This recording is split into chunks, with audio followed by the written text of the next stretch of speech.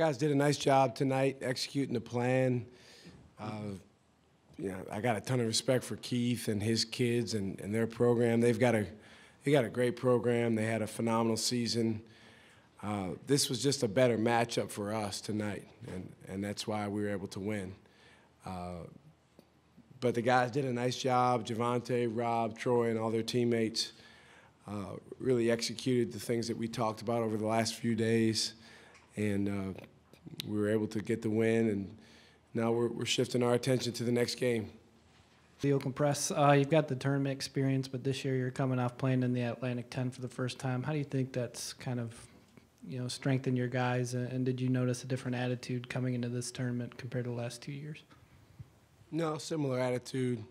The Atlantic 10's a great league. We've played against some terrific teams, so I think your preparation is based on the schedule you've played, both non-conference and conference, and we've played as tough a schedule as VCU has ever played. And I think that went a long way towards allowing us to get a 5 seed in the NCAA tournament, and went a long way in having us ready to play tonight. But that by itself doesn't win you the game. You still got to go out and execute the plan. Coach Larry Lage from AP. In the second half, keeping your foot on the gas, is that just a matter of you don't want your guys to get relaxed, you want to stay in a rhythm, even though you're up 30-40? I mean, there was a lot of time on the clock, so we're not just going to fall back and play zone. It's just really not what we do. We stopped pressing. Well, first we stopped trapping in the press with about 9-10 minutes left, and then with about 6 or 7 minutes left, we stopped pressing altogether. So it's not like we stayed in the press the whole game.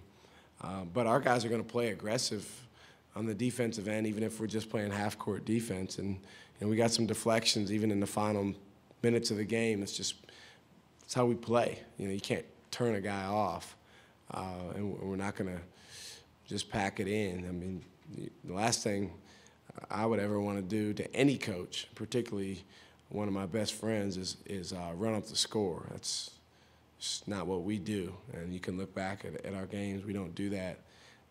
We had guys in the game that typically don't play very much, and they did a good job. And it was just a tough matchup tonight for Akron. I think I heard Keith say earlier, if they come out tonight and they're playing a different team that plays a different way, they got a chance to advance in this tournament. They have a very good team, but just tonight, without their point guard and just because of the matchup, it was going to be tough. Paul Woody, Richmond Times-Dispatch. Shaka, I know you want to enjoy this one for a little bit, but what are your immediate thoughts on Michigan Saturday?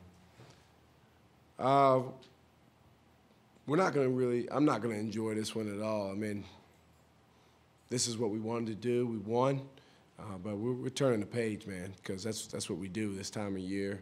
And then after the season, when the season gets done, maybe we can watch some of our games where we played better and feel great about them. But, now it's all about Michigan, and that's what we live for. We don't live for the afterglow of a win.